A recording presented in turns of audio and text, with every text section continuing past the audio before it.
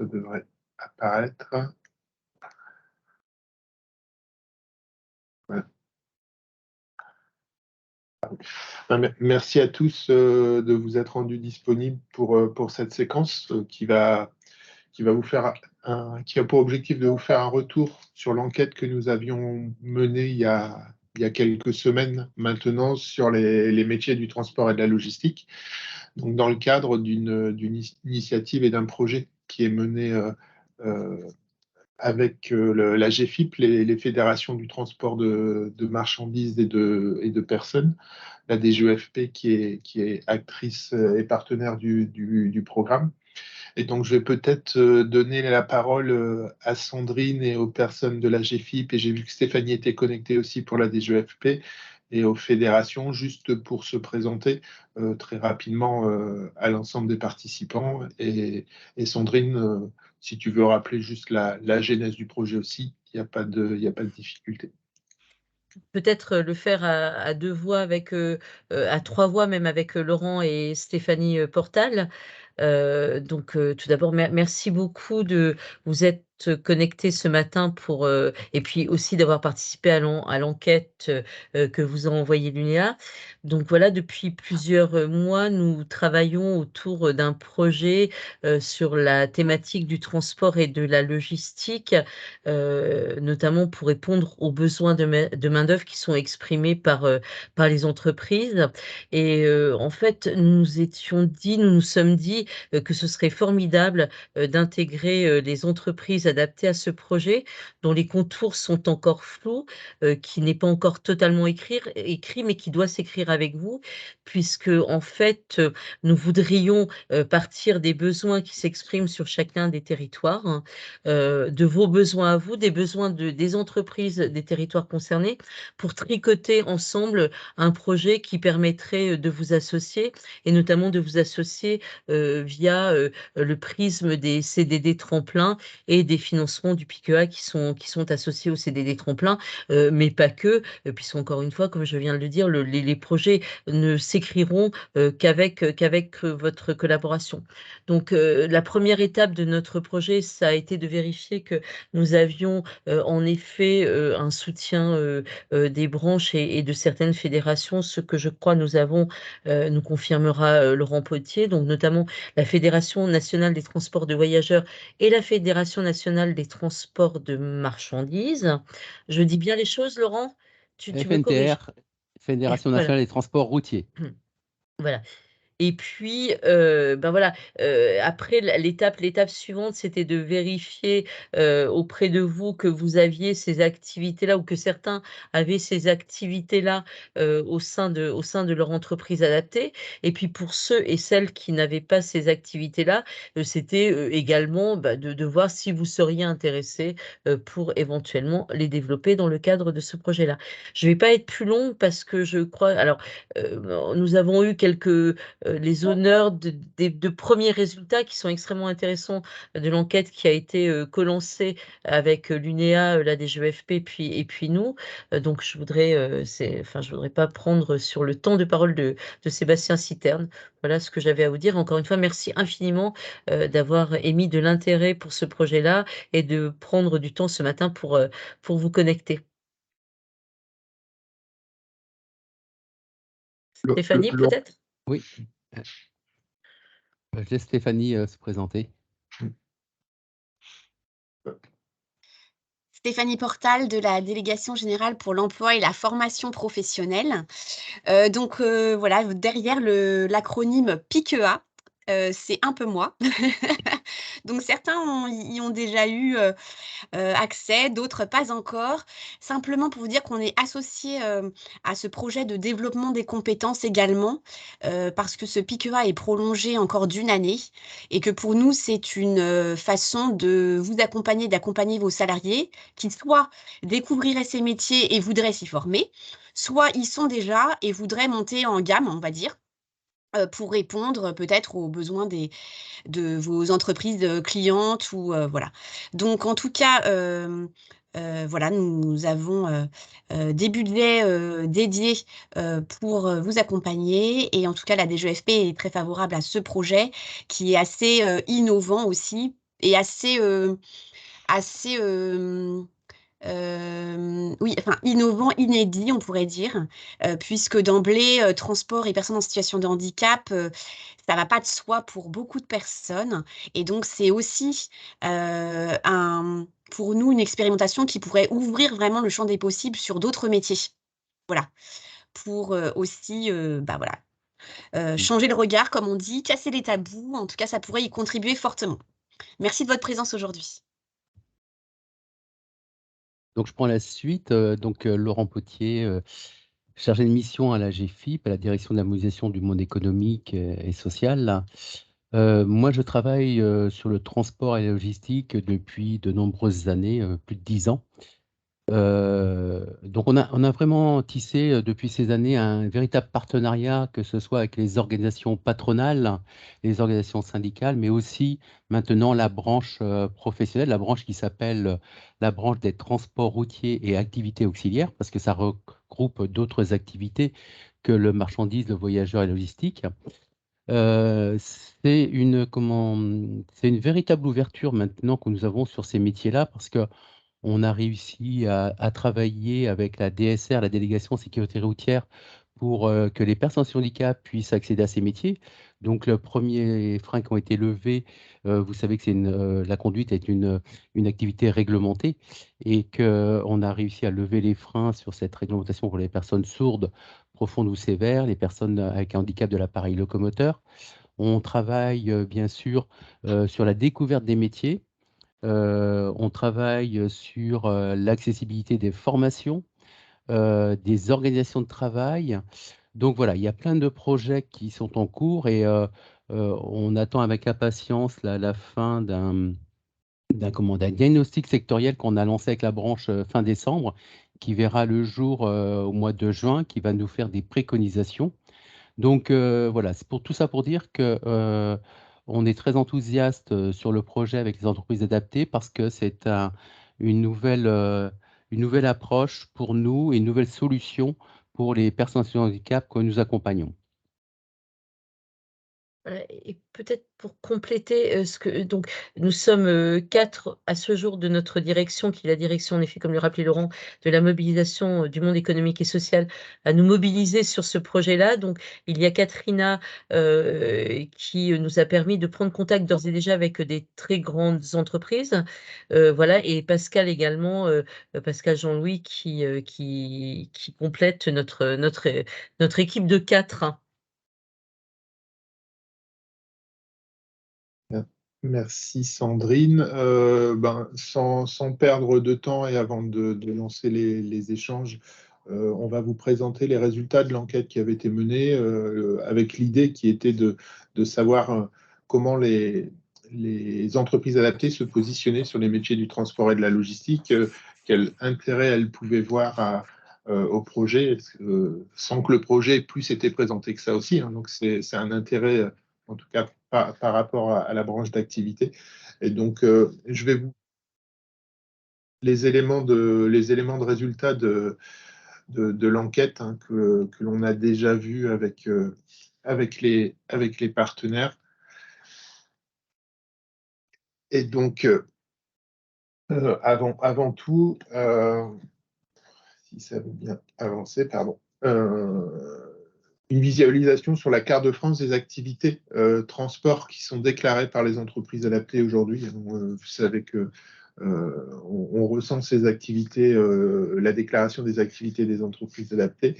Et donc, vous voyez ici un peu la localisation territoriale. On voit qu'il y a de la présence un peu sur tous les territoires d'entreprises adaptées, soit dans des activités de transport de marchandises, transport de personnes, ou sur des activités de déménagement qui avaient été un peu plus ciblées dans notre nomenclature d'activités pour des besoins notamment de recherche de solutions par des partenaires économiques. Donc une couverture qui est déjà aujourd'hui relativement globale. Alors, j'ai pas mis les territoires ultramarins. Je sais qu'on a les collègues de la Réunion qui sont présents, mais sur les territoires ultramarins, des activités sont aussi déployées sur la partie transport de marchandises et transport de personnes. Plus proprement par rapport à l'intérêt pour le projet, hein. Donc, sur le questionnaire qui a été envoyé aux entreprises adaptées, on a une petite centaine de structures qui ont répondu. Donc, on est sur un panel de représentation de 200 entreprises adaptées sur les 750 aujourd'hui agréées sur l'ensemble du territoire. Et donc, vous voyez derrière les régions sur lesquelles on a eu le plus de réponses favorables. Alors, sur le camembert, la partie rosée correspond à des réponses et à de l'intérêt positif pour le projet, et la partie bleue avec des EA qui n'exprimaient pas forcément un intérêt pour le projet. Donc, si on devait regarder les régions sur lesquelles l'intérêt est le plus important, on trouve l'Auvergne-Rhône-Alpes, l'Occitanie, la région Grand Est, la région Nouvelle-Aquitaine, la région Île-de-France et la région Hauts-de-France qui se sont manifestés, ou en tout cas qui ont répondu à l'enquête en se disant intéressés pour avancer sur le projet. En même temps, puisque derrière, il y a ce que Sandrine disait, ce que Stéphanie ont précisé, comme il y a du financement possible d'actions de formation et de développement des compétences, on a regardé sur les mêmes territoires les structures qui étaient engagées dans les expérimentations et donc qui pouvaient aujourd'hui bénéficier du financement du PIQA. Et on retrouve à peu près les mêmes proportions et les mêmes régions qui sont déjà aujourd'hui concernées, donc la région Rhône-Alpes, Grand Est, Occitanie, Nouvelle-Aquitaine et Hauts-de-France ont des entreprises adaptées intéressées par le projet et qui sont engagées déjà dans soit l'expérimentation CDD tremplin ou soit l'expérimentation d'entreprises adaptées de travail temporaire. Maintenant, si on regarde un peu les activités qui sont présentes dans les entreprises adaptées aujourd'hui, on a interrogé sur plusieurs métiers, plusieurs natures de métiers, notamment sur la partie liée au transport. Donc, où on a les livreurs sans permis spécifique, où on a 17 structures qui ont répondu et qui ont des salariés positionnés sur cette activité-là. 5 structures qui ont des livreurs avec permis spécifique, donc au-delà du permis B, 6 conducteurs routiers et 2 structures qui ont des conducteurs de bus, des personnes qui ont des permis pour conduire les bus sur la région Auvergne-Rhône-Alpes et sur la Réunion. Sur les métiers de déménageurs, on a une entreprise qui est intéressée par le projet qui a cette activité-là. Et on a dans l'ensemble des répondants, donc sur la centaine d'entreprises adaptées ayant répondu, on a 11 structures qui n'ont pas d'activité aujourd'hui proprement dite sur le transport, mais qui sont intéressées, mais qui envisagent d'en développer une.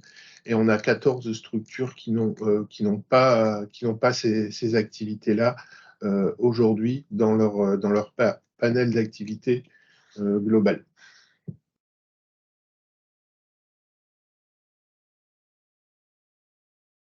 Derrière, si on regarde toujours sur la partie transport de marchandises, on a 37 structures donc, pour tous les répondants, donc sans filtre par rapport à l'intérêt du projet. Pour tous les répondants, on a 37 structures qui déclarent une activité de transport pour compte propre. Et 16 structures qui déclarent une activité de transport pour compte d'autrui, donc pour une activité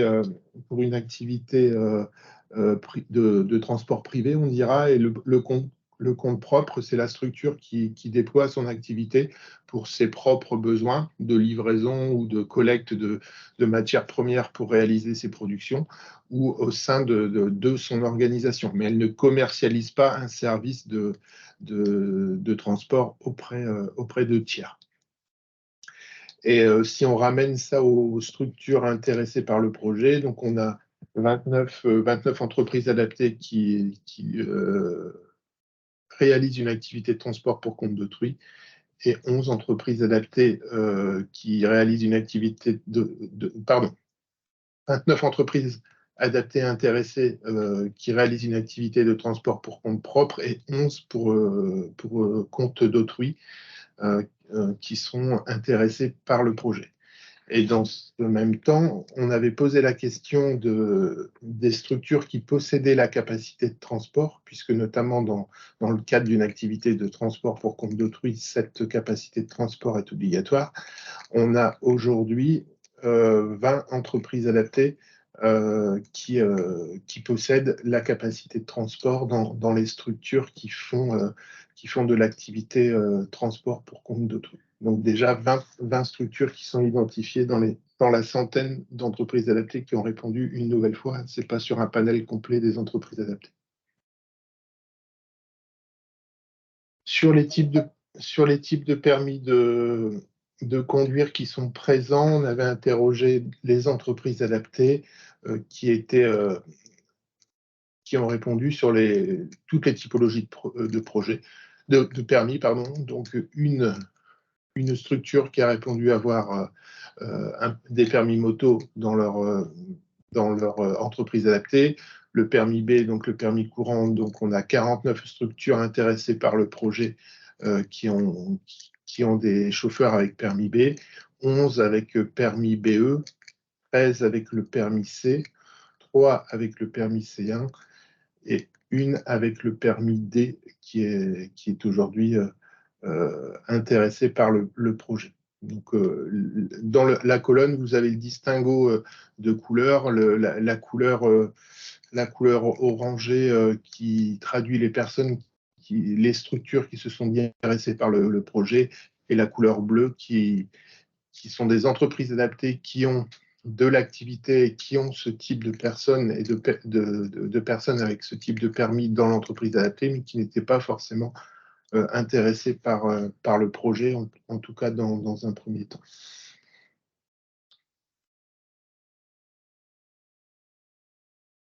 Au niveau de la volumétrie de chauffeurs qui sont présents, donc on est toujours dans les entreprises adaptées qui ont répondu à l'enquête. Donc on a 1008 chauffeurs de véhicules de moins de 3,5 tonnes, donc pour les permis B. Donc tout à l'heure, on a vu le nombre de structures, là on est en nombre de personnes qui peuvent réaliser cette activité. Donc 1008 chauffeurs permis B, 86 chauffeurs pour des véhicules de plus de 3,5 tonnes, 17 chauffeurs possédant le permis D et 7 chauffeurs possédant le permis D1. Là, c'est la volumétrie des personnes présentes aujourd'hui dans les effectifs d'entreprises adaptées et possédant les permis. Sur les activités de transport de personnes à mobilité réduite, on a 6 entreprises adaptées qui pratiquent cette activité-là dans le cadre d'un service public, et on a 15 entreprises adaptées qui le pratiquent hors cadre d'un service public. Donc on voit donc sur la centaine d'entreprises adaptées, au total 21 structures sont positionnées sur cette activité de transport de personnes à mobilité réduite.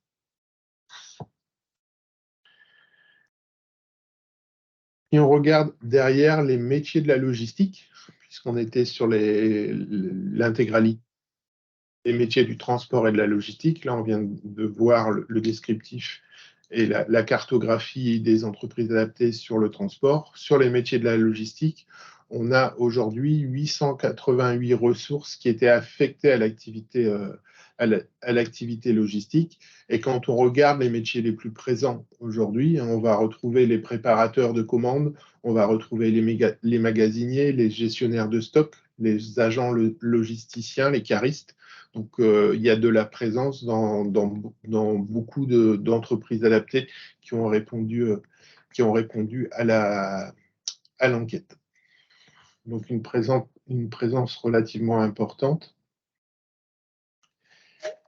Et enfin, avant d'ouvrir le débat et les questions, l'intérêt pour la démarche, qui était avant tout de connaître le positionnement des entreprises adaptées pour un intérêt sur un projet avec la GFIP, la DGEFP, les fédérations professionnelles du transport de personnes et de marchandises et les acteurs de la logistique, de savoir comment elles étaient intéressées pour participer à des projets pilotes.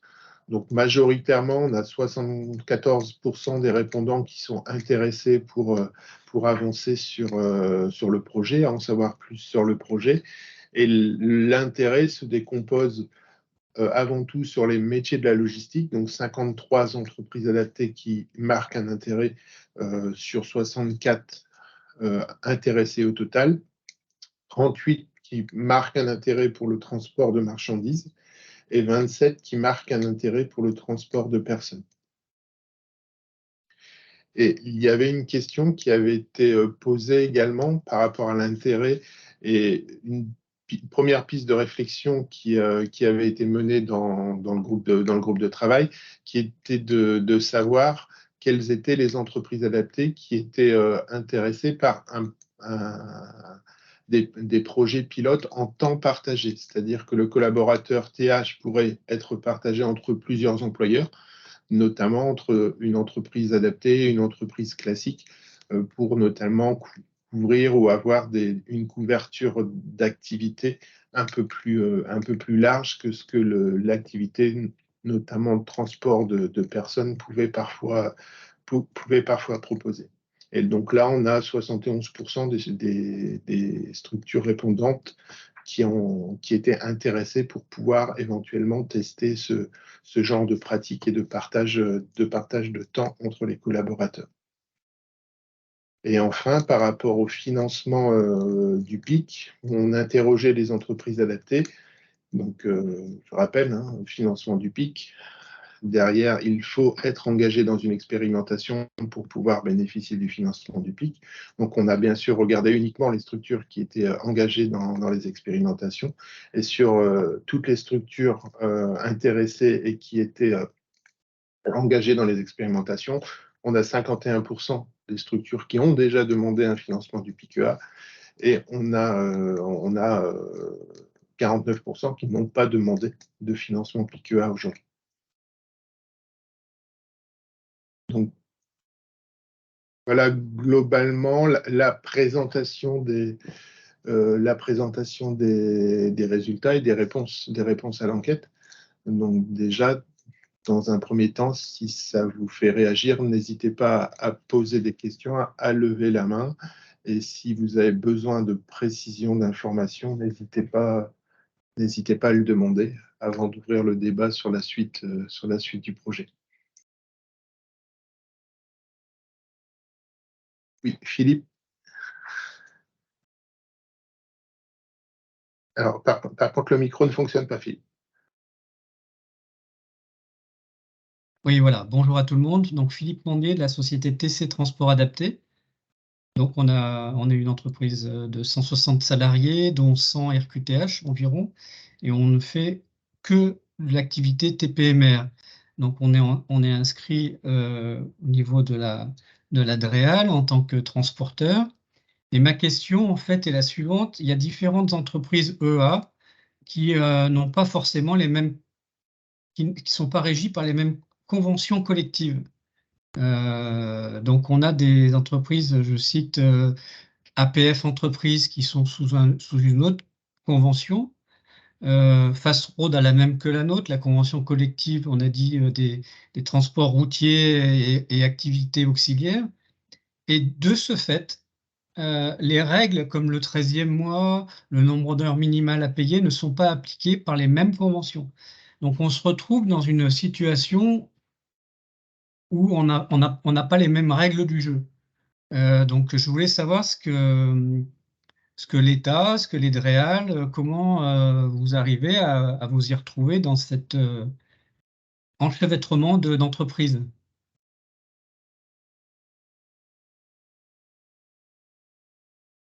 Par rapport à ça, juste en termes de précision, par rapport à l'application d'une convention collective, le choix de l'application d'une convention collective dépend de l'activité principale de l'entreprise adaptée. Donc, si elle est multisectorielle et multisecteur d'activité, et si l'activité de transport n'est pas au final l'activité principale de la structure, elle n'applique peut-être pas la convention collective, mais une autre convention qui est liée à son activité principale. Ça, c'est aujourd'hui les règles de fonctionnement, mais ce que ce que tu traduis là sur l'activité de transport, on le vit sur beaucoup d'autres secteurs d'activité parce que la particularité de l'entreprise adaptée aujourd'hui, c'est d'être multi-activité. Donc, parfois, une difficulté d'avoir à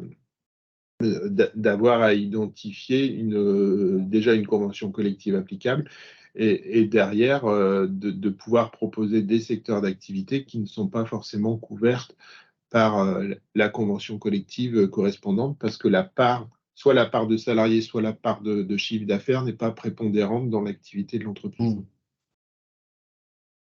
Ouais. En revanche, je crois que Laurent, justement, voulait insister sur le fait que le transport, il y a une réglementation particulière et donc personne ne peut y déroger pour le coup. Bah, c'est Laurent, ça. si tu veux compléter. Je vais essayer Erwan Pomoroli, qui est spécialiste de la juridique. Je ne sais pas si Erwan, il est peut-être pas là. Ah si, non. Si, je suis là, Ah. Laurent, pardon. Merci Voilà, Erwan. problème de micro. Oui, Erwan, tu peux intervenir peut-être sur la partie juridique, sur la partie branche, transport, les conventions collectives notamment. oui, bah, effectivement, de toute façon, il y a un certain nombre de dispositions qui sont d'ordre public. Après, nous-mêmes, au sein de la branche transport, il y a un certain nombre de secteurs d'activité qui diffèrent et qui sont tout à fait spécifiques, hein. Par exemple, la référence au 13e mois tout à l'heure n'est pas applicable dans toute la branche. Elle est applicable dans certaines activités de la branche. Donc, au sein de la branche elle-même, les règles ne sont pas tout à fait identiques entre les secteurs d'activité. Et effectivement, la réponse qui a été faite est tout à fait exacte. C'est l'activité principale qui va déterminer je dirais les règles applicables. Après, il y a un certain nombre de dispositions, effectivement, qui peuvent être supplétives ou au contraire d'ordre public. La branche transport, ce n'est pas forcément la branche la plus simple, techniquement parlant, sur ce point de vue-là. Après, on est aussi sur une réforme actuellement. Là, on est plus sur du long terme quand même, ou du moyen terme, de restructuration des branches. Donc, il y a des éléments qui pourront évoluer par la suite, indépendamment de notre propre branche transport. Mais voilà, je voulais simplement confirmer ce qui a été dit, mais en spécifiant bien qu'au sein même de la branche, c'est vrai que c'est une complexité, les règles ne sont pas identiques selon les 6 secteurs d'activité qui composent la branche transport routier et activités auxiliaires. L'exemple du 13e mois n'est qu'un des nombreux autres, n'est qu'un des exemples de différenciation qui existent et qui rendent les choses, je le reconnais, assez complexes. Voilà, sans être trop long, Laurent. Merci. Je vois des mains levées. Stéphane, dans la liste. Oui, Stéphane Foisy, donc PDG de TPC Scope dans la région orléanaise. J'avais une question plus au niveau par rapport à l'enquête, mais plus sur le volet des fédérations. Par rapport à ces 3 métiers, transport de marchandises, transport de personnes et logistique, plus interne, magasin, quelles sont les proportions aujourd'hui des acteurs sur ces 3 activités-là et quelles sont les attentes principales des gens qui travaillent en logistique? Erwan, tu peux intervenir sur la branche à nouveau? Alors, si on parle de proportions quantitatives au niveau de la branche, c'est évident que la branche marchandise, la branche logistique, l'activité logistique se développe. La branche, je pourrais vous envoyer le dernier rapport au PTL qui est notre observatoire, qui est un rapport vraiment très complet. On y trouve vraiment beaucoup de données quantitatives et qualitatives. D'ailleurs, cesse de s'étoffer, mais je dirais que c'est la marchandise, c'est évidemment de loin le plus gros secteur de la branche, avec sur grosso modo 800 000 salariés au total, ça doit faire environ 450 000, 500 000 salariés. Le secteur de la logistique se développe depuis quelques années avec environ 15 000 salariés, mais la logistique est aussi sur plusieurs branches professionnelles aujourd'hui. La branche transport logistique n'a qu'une petite partie des activités logistiques du pays au total. Mais néanmoins, l'activité branche se développe. Et je ne sais pas si la FNTV est là pour les voyageurs. Je connais moins le secteur voyageur. Je ne sais pas si la FNTV est présente aujourd'hui. Pas. Je ne sais pas. Peut-être pas. On est en train de sortir une publication transport, logistique et handicap à la GFIP qui devrait voir le jour au mois de mars. Et comme le disait Erwan, c'est vrai que la branche du transport routier et activités auxiliaires, donc ça c'est pas loin de 800 000 salariés comme disait Erwan, mais si on élargit la population aux autres activités, alors on peut parler du transport fluvial, transport aérien, transport par train, on dénombre 2,13 millions d'emplois dans les métiers du transport et de logistique et 1,4 million de salariés dans le secteur qui comprend plus de 160 000 entreprises. Donc, au-delà de la branche professionnelle, on voit très bien, ici représenté avec Erwan et enfin la FNTR et la FNTV, on voit très bien qu'il y a beaucoup d'acteurs dans ces métiers. Et il y a, alors, vous pourrez trouver sur l'OPTL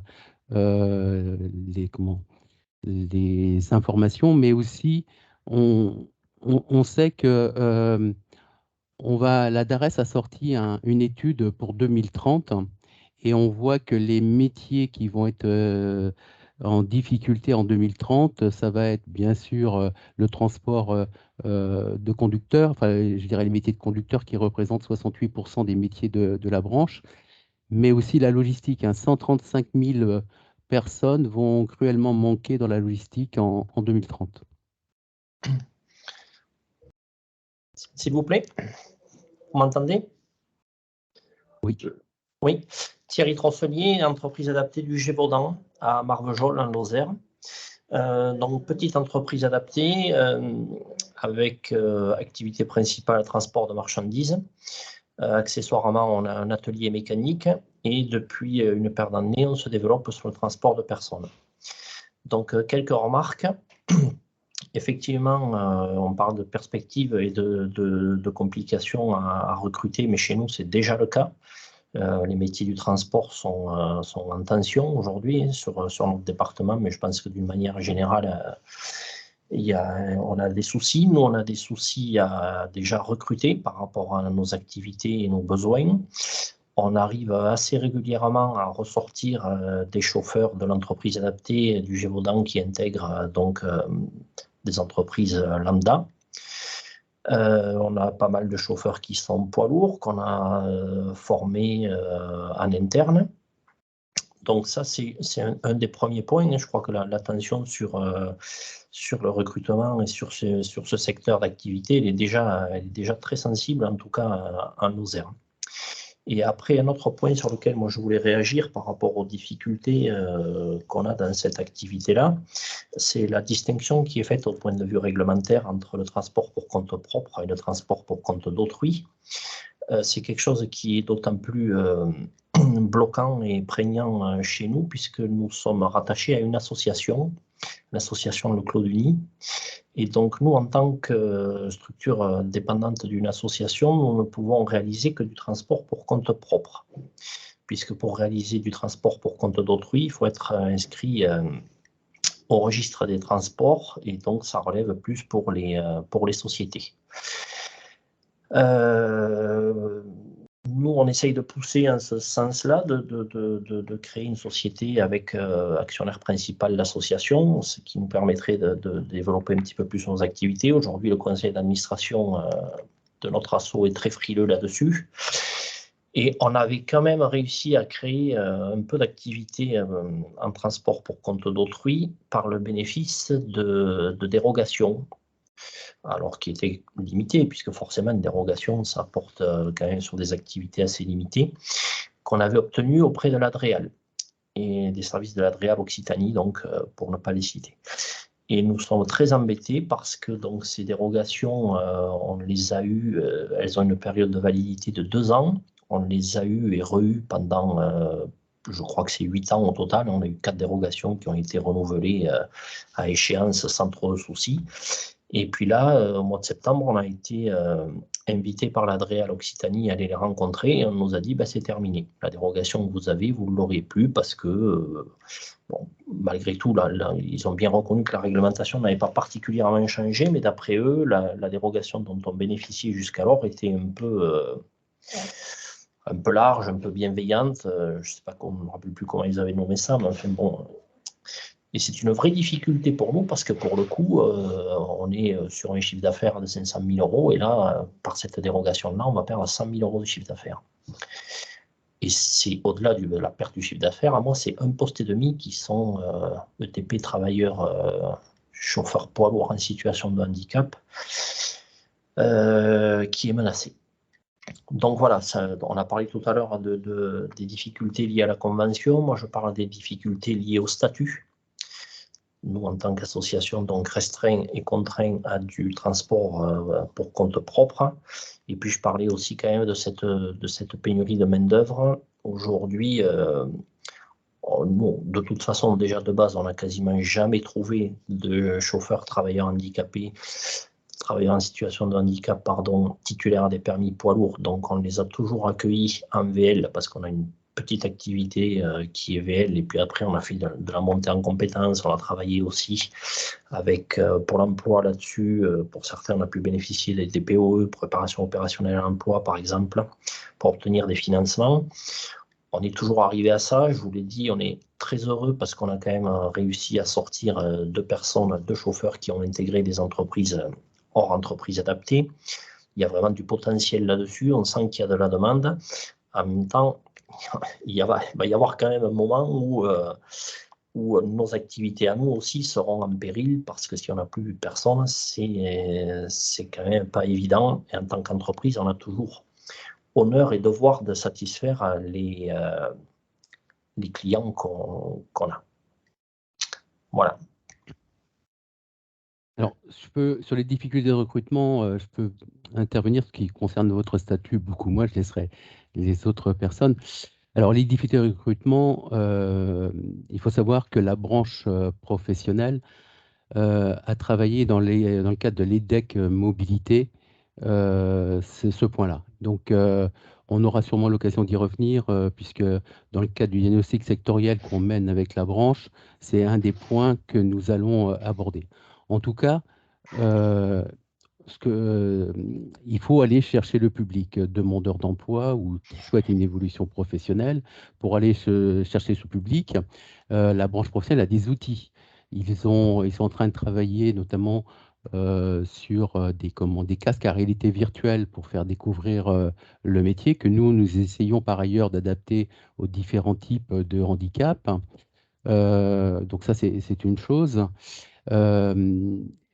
Donc, il faut communiquer, il faut montrer à ce public les possibilités qu'offrent ces métiers-là, avec la possibilité de se rendre en entreprise sur faire dans le cadre de Pôle emploi, la semaine du transport qui aura lieu au mois de juin, on est en train de travailler sur une journée en entreprise pour découvrir ce que c'est qu'un conducteur de car, qu'est-ce que c'est qu'un conducteur de marchandises, qu'est-ce que c'est qu'un agent de quai. Donc là, il va y avoir une grande communication qui va être faite.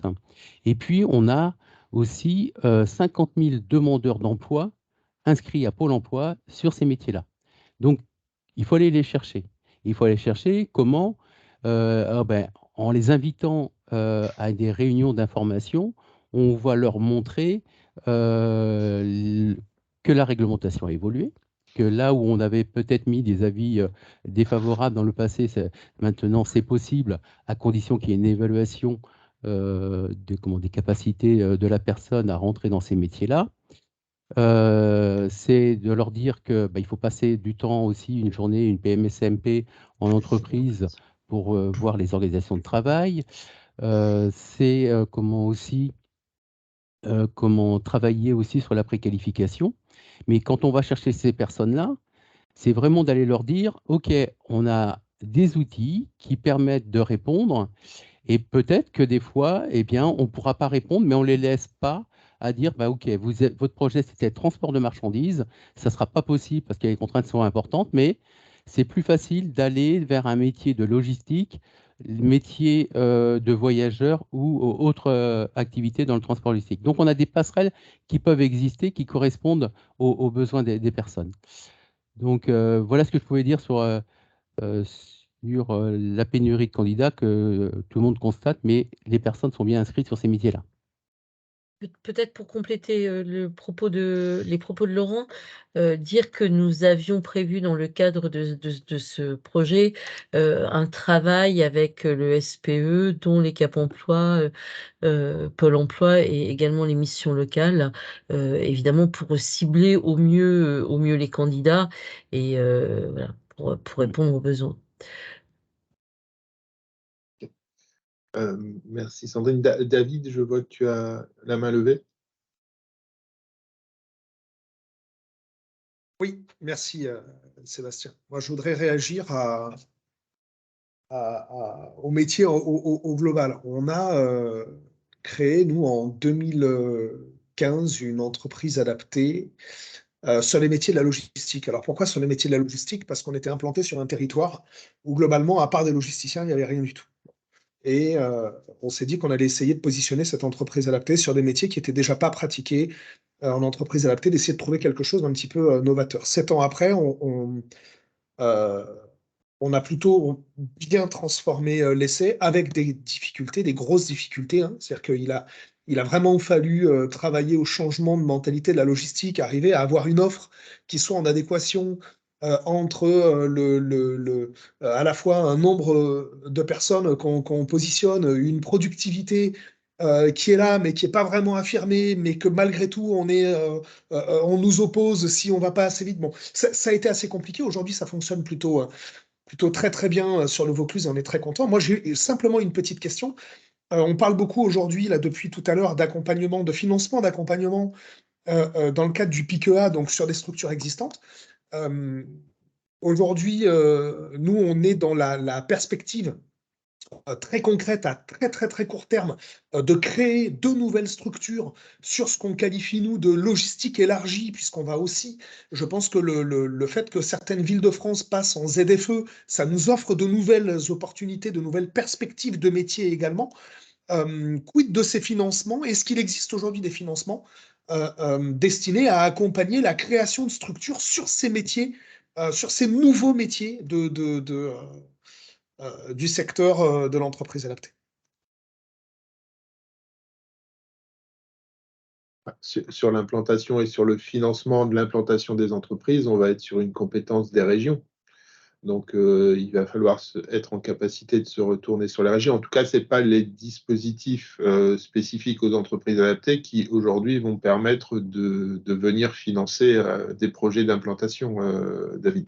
J'entends bien, Sébastien. Maintenant, dans le cadre, si tu veux, de ces développements de structures, de ces créations de structures, en complément avec des financements de régions et de départements, pouvoir venir, si tu veux, greffer un plan de formation sur des métiers spécifiques, financés ou cofinancés, ou en tout cas soutenus par la DGFP ou la GFIP, est forcément, si tu veux, gage de notre capacité à mener à bien un projet visant à créer de l'emploi et professionnaliser le public qu'on accompagne.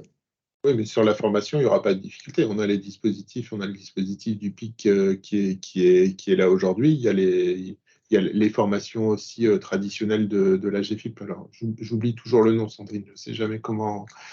Tu sais, le plan des formations qui sont développées aussi sur les régions par la GFIP. Donc, sur la formation, on va pouvoir trouver. Ce que j'avais compris dans ta question, c'était plus une création d'implantation et d'unités de production. Donc, c'est pour ça que j'étais venu sur la compétence régionale.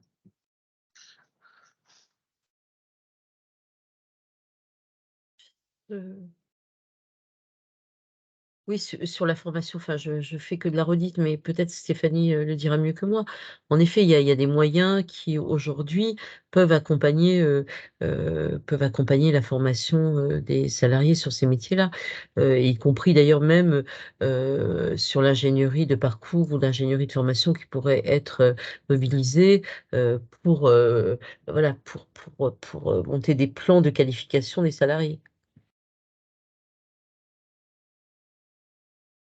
Et on a une véritable chance puisque, encore une fois, le dispositif du PIQEA a été reconduit jusqu'à la fin de l'année. C'est quand même une formidable opportunité de travailler cette année-là pour pouvoir en bénéficier. Après, ça ne dit pas qui prendra le relais ou quels seront les relais qui seront pris ensuite en 2024, mais déjà, ça va nous permettre d'amorcer des projets qui peuvent être extrêmement intéressants pour tous, d'ailleurs pour les personnes, et puis aussi pour les entreprises et pour les entreprises adaptées. Je suis d'accord. Et Ouais. l'intérêt aujourd'hui de développer, pardon Stéphanie, excusez-moi, de développer de nouveaux métiers et de pouvoir partir de zéro pour développer ces nouveaux métiers avec notre expérience, c'est de partir du principe qu'on va pouvoir le faire bien dès le départ et inscrire nos salariés dans le cadre de formation qualifiante, d'un vrai processus professionnalisant et qualifiant. Et je pense qu'aujourd'hui, ce qui est important, on a du recul par rapport à l'existence de nos entreprises adaptées et les étapes qu'on a traversées ces 20 dernières années. Aujourd'hui, on est capable de se dire, et c'est tout l'intérêt pour nous aujourd'hui des métiers de la logistique, de se dire, on va démarrer une nouvelle activité avec un nouveau public, potentiellement un public qui ne s'est pas trouvé dans les métiers qu'on pratiquait jusqu'alors. Comment faire pour être certain de pouvoir engager ce nouveau public dans le cadre d'une démarche professionnalisante et diplômante? Oui, tout à fait. En fait, on n'a pas des financements. Le PIC n'a pas vocation à financer des structures ou l'émergence de structures. C'est pas un budget de fonctionnement, hein, on est d'accord. C'est vraiment de l'investissement dans les compétences. Mais c'est vrai qu'il y a plusieurs dispositifs. Il y a à la fois une aide pour la formation des salariés et il y a aussi une aide ingénierie pour vraiment construire tous ces parcours si vous jugez que c'est justement des métiers nouveaux dans vos entreprises, que ça peut se faire avec l'aide de cabinets extérieurs spécialisés dans la logistique, par exemple. Et donc ça peut complètement être pris en charge. L'avantage par rapport à ce que tu présentes, David, c'est que vous l'avez pratiqué sur un territoire, vous voulez l'essaimer sur un autre territoire, simplement s'appuyer sur l'ingénierie que vous avez construite sur le précédent territoire pour le dupliquer ailleurs et de bénéficier justement des financements qui vont avec. Juste en termes de précision par rapport au PIC, on a un financement qui a été acté jusqu'au 31 décembre 2023. Donc le 31 décembre 2023, c'est sur la capacité à déposer les dossiers. Les dossiers pourront vivre s'il y a des actions de formation qui se engagent fin 2023 et qui se prolongent en 2024. Ces formations-là pourront être financées en 2024. Donc il faut bien avoir ça également en tête par rapport à la temporalité des projets.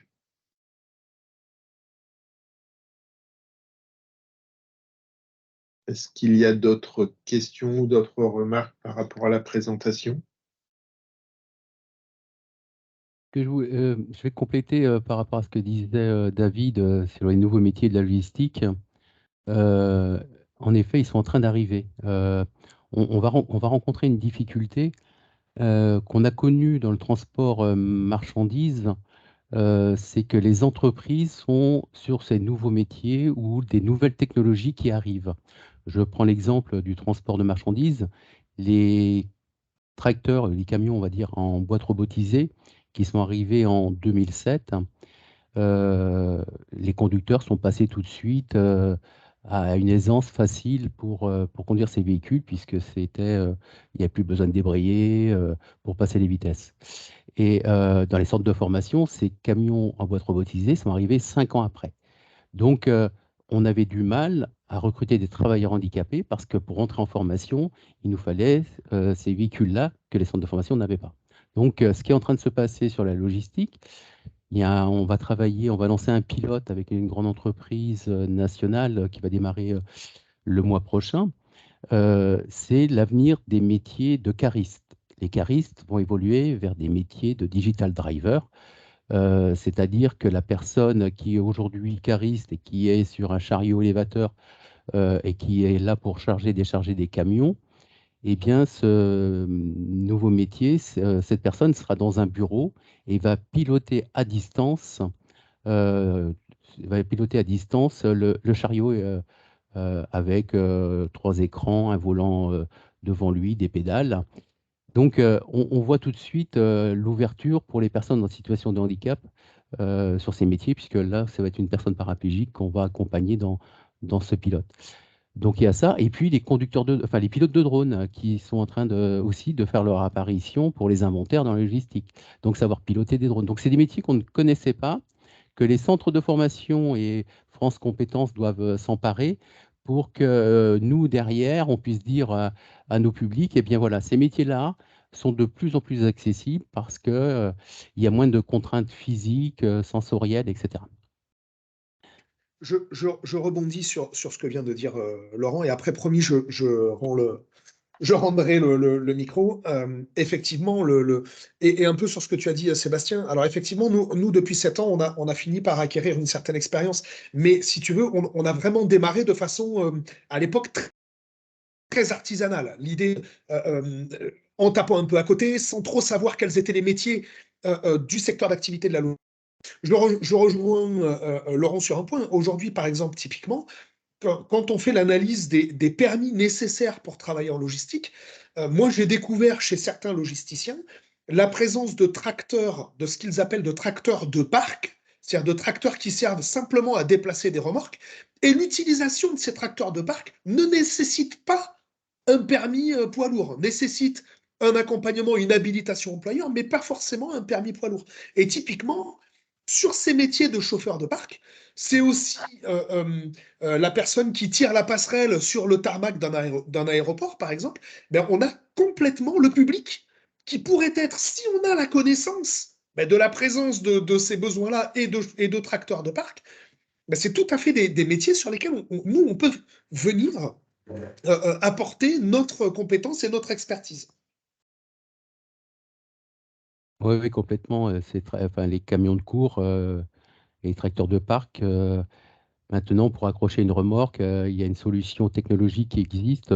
Plus besoin de descendre du véhicule parce que les flexibles s'accrochent tout seuls. C'est l'entreprise Jost qui a lancé ça et on va démarrer une expérimentation en Hauts-de-France pour une personne paraplégique qui n'aura plus à descendre du véhicule pour accrocher ses remorques. Voilà, voilà. C'est pour dire que ces métiers vraiment s'ouvrent aux personnes en situation de handicap. Je voudrais Claire Aussan, YLS Logistique, je voulais compléter aussi avec des métiers qui me sembleraient intéressants de développer. C'est des activités des activités qui sont liées aux commissionnaires de transport. Donc, c'est des métiers où on va piloter des transporteurs. Donc ça, je pense que ce sont des métiers. Nous, on est commissionnaire de transport, mais on n'a pas encore développé vraiment cette activité-là. Mais je pense que ça pourrait être intéressant de travailler sur ce sujet-là aussi.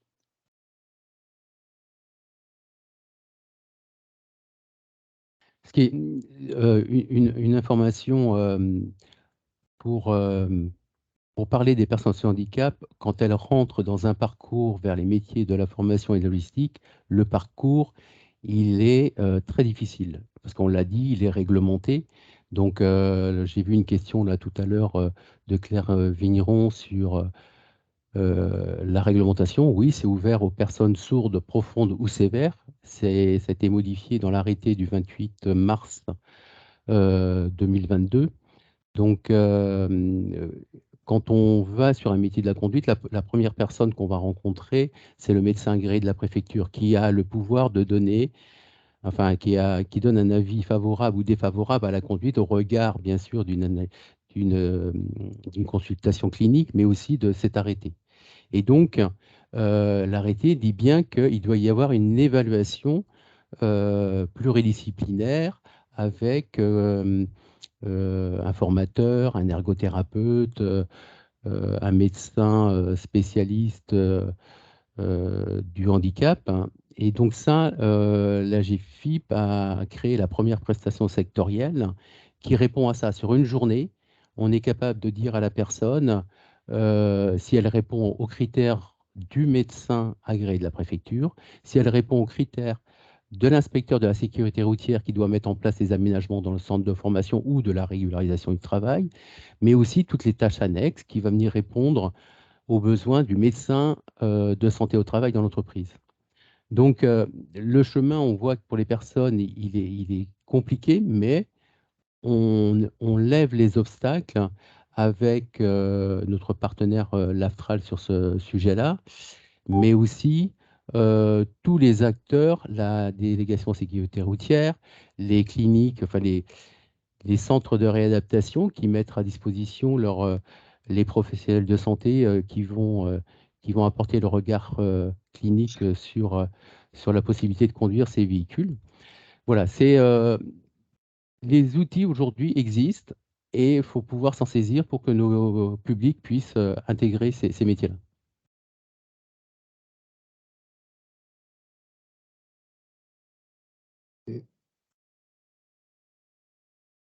Claire, vous avez levé la main. Oui, alors merci beaucoup parce que du coup, je viens d'entendre ce qu'a dit Monsieur Potier, donc ça nous intéresse beaucoup. Je comprends que voilà, il faut qu'on sollicite nous la GFIP pour accéder à cette prestation parce que pour le coup, nous on a vraiment pas mal de collaborateurs sourds qui seraient, je pense,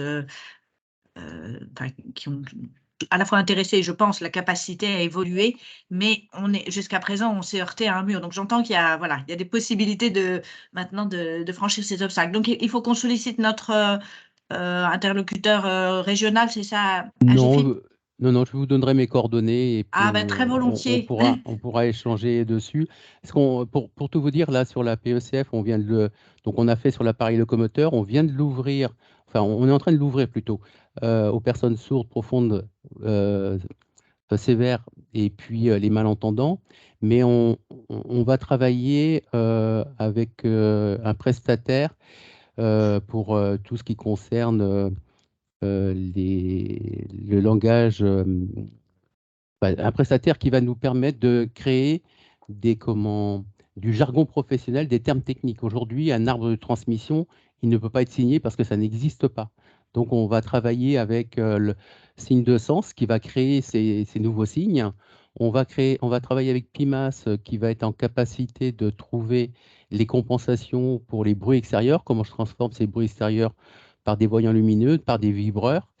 Et puis, on est en contact aussi avec un prestataire qui va faire en sorte que la PECF, on mette les bons outils et les bons professionnels pour évaluer la capacité à conduire des véhicules, et même au niveau des CACES. Les CACES, la prestation d'évaluation des capacités fonctionnelles, va fonctionner aussi pour les CACES.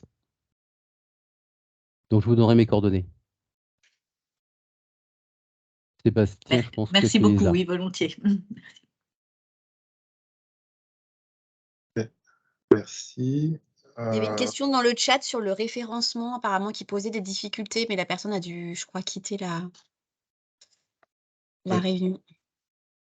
Oui, mais elle est plus dans le cadre je pense, d'une logique et d'un référencement des EATT, puisque c'est une EATT, Thomas Handicap, vis-à-vis des acteurs et des logisticiens ou des acteurs de l'activité ou de l'activité de transport.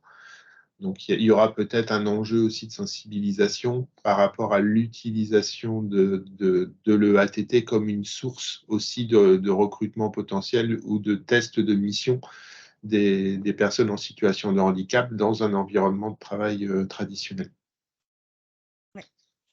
Et peut-être vous informer d'événements à venir, c'est-à-dire que Laurent Potier a parlé d'un événement là au mois de juin qui pourra un petit peu développer. Par ailleurs, on organise en France cette année les Abilympics, les Olympiades, les Jeux olympiques des métiers, on va dire. une compétition internationale qui se réunira à Metz du 23 au 25 mars. Donc, pour les entreprises adaptées qui sont de cette région-là, vous pourriez nous rendre visite. Et en tout cas, la GFIP a prévu justement une démonstration des aménagements, notamment de camions, et de ce simulateur-là pour évaluer les compétences des personnes. Donc, voilà, si vous êtes dans le coin, ce sera au Salon des Expositions. Voilà, 2 grosses journées à prévoir du 23 au 25 mars. Oui, sur l'autre événement, alors oui, la GFIP sera aux Olympiques avec les partenaires. Donc, on aura le simulateur de conduite adapté au handicap de l'appareil locomoteur et on aura un véhicule accessible pour les personnes paraplégiques qui sera là en démonstration. Et concernant la semaine de l'emploi et de la logistique organisée par Pôle emploi, on est associé. Et donc, c'est au mois de juin. Alors, j'ai plus les dates en tête. C'est au mois de juin. Et donc, on est en train de travailler sur cette semaine-là pour savoir comment capter le public pour faire découvrir les métiers. Donc, il y a plein d'idées qui ont été émises lors du Web Lab qui a été organisé la semaine dernière. Faire appel à des youtubeurs sur la profession, découvrir des métiers sur une journée.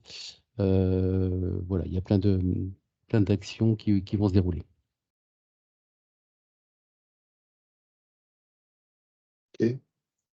Merci bien pour les échanges. On a une réunion de travail, Sandrine, avec l'ensemble des partenaires cette semaine pour regarder comment on va avancer sur le projet. L'idée est de démarrer par des expérimentations, de ne pas vouloir partir forcément tout azimut, mais de regarder soit des territoires, soit des pratiques ou des échanges que l'on pourrait essayer de modéliser, de porter après sur d'autres régions. Et donc, on a un temps de travail juste dans le calendrier qui est prévu cette semaine pour pouvoir avancer sur le projet. Oui, l'idée pour conclure étant en effet de choisir quelques territoires là où il y a des entreprises adaptées qui seraient intéressées et puis voilà, là où il y a un potentiel particulier et vraiment partir sur des expérimentations créées vraiment spécifiquement sur les territoires qui seront choisis. Donc peut-être que dans le Nord, il y aura une sorte d'expérimentation et dans le Sud, une autre sorte d'expérimentation.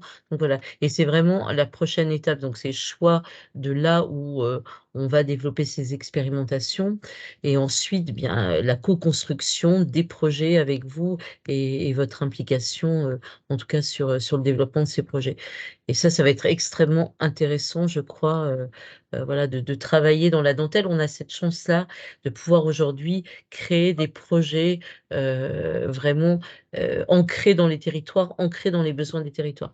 Donc, on est très pressé désormais de bientôt aller vous voir en vrai. En tout cas, pour ceux qui auront manifesté de l'intérêt dans ces expérimentations et pour les territoires qui seront retenus, nous sommes très, très pressés de venir à votre rencontre et de vous voir enfin en 3 dimensions et non pas sur des écrans.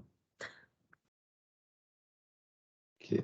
Eh bien, merci à tous. Merci de votre participation. On reviendra vers vous donc à l'issue de notre séquence de travail pour vous dire les territoires qui auront été envisagés et comment on avance sur le projet. On vous recommuniquera les différents éléments à ce moment-là.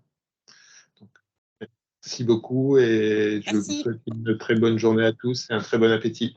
Merci. Au revoir. Merci. Merci. Au revoir. Au revoir. Bonne journée à tous. Merci, bonne journée à tous. Au revoir. Au revoir, merci. Au revoir. Au revoir. Merci. Bon appétit. Au revoir, merci.